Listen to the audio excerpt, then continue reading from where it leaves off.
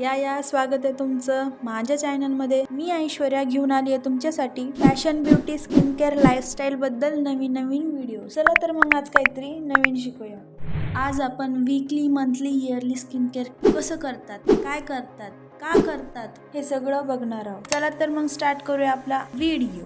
Daily skin care guys आपण रोज करतो, पण वीकली स्किन केअर का गरजेचं आहे? वीकली स्किन केअर केल्यावर आपल्या स्किनची शाईन वाढते, हेल्थ छान राहते, अनइवन स्किन व्यवस्थित करते आणि स्किन आपली मऊ मुलायम करते।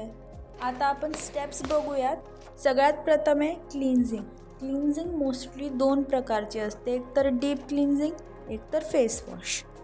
आता ह्याच्यामध्ये फरक काय नेमकं?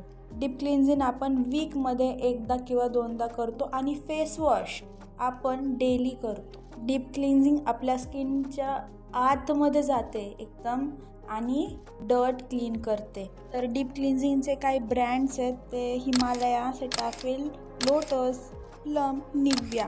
तर हे असे काही ब्रँड आहेत डीप क्लिन्झिंग मिल्कचे, जे आपण यूज करू शकतो। तसंच फेस वॉश। आता फेस वॉश पण तेच काम करतं, पण फेस वॉश आपल्या चेहऱ्याचं डेली रुटीनमध्ये pH मेंटेन करायचं काम करतं, म्हणजे पोटॅशियल हायड्रोजन आपल्या स्किनचं मेंटेन करायचं काम हे फेस वॉश करतं।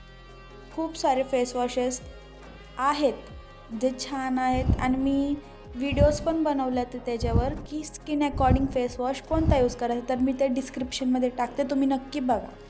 मी इथं काही ब्रँड्ससुद्धा मेन्शन कर। त्यानंतर आपण करणार ते स्क्रब। स्क्रब काय करतं? डेड स्किन रिमूव्ह करतं, एक्सफोलिएट करतं, नॅचरल ग्लो आणतं, स्मूथ बेस क्रिएट करतं, आपलं ब्लड सर्क्युलेशन वाढवतं, सन टॅन रिमूव्ह करतं। स्क्रब करताना कधी पण आपल्याला जेंटल मसाज करायची आहे, घसा घासत बसायचं नाही आहे। जेंटल मसाज केल्याने ते ब्लड सर्क्युलेशन आहे स्किनचं, ते एकदम व्यवस्थित राहीन, वाढेन आणि ग्लो करेन स्किन। कारण स्क्रबमध्ये असे क्रिस्टल पार्टिकल्स असतात जे आपलं जास्त घासलं इरिटेशन होते। तर काही ब्रँड्स मी मेन्शन केलं, तिथं तुम्ही बघू शकता। गाईस, विदाउट केमिकल नॅचरल स्क्रबसुद्धा सांगते आहे। ओट्स प्लस दही जर मिक्स केलं तर तेही आपण अप्लाय करू शकतो। शुगर, कॉफी आणि कोकोनट ऑइल जर मिक्स केलं ॲज अ स्क्रब आपण यूज करू शकतो। नेक्स्ट डे आपण बघणार आहे मास्क आपल्याला स्मूथ टेक्स्चर देते, मॉइश्चराईज करते, हायड्रेशन देते, ऑइल कंट्रोल करते, मेन म्हणजे ब्लॅक हेड्स आणि व्हाईट हेड्स रिमूव्ह करते। तर तुम्ही म्हणसाल मास्क किती प्रकारचे असतात? गाईस, मास्क खूप प्रकारचे असतात। Charcoal, sheet mask, cream mask, clay mask, etcetera etcetera etcetera खूप प्रकारचे असतात। तर नेमका कोणता मास्क कोणत्या स्किनवर यूज करायचा असतो? मी इथं चार्ट मेन्शन केला आहे, तुम्ही बघू शकता।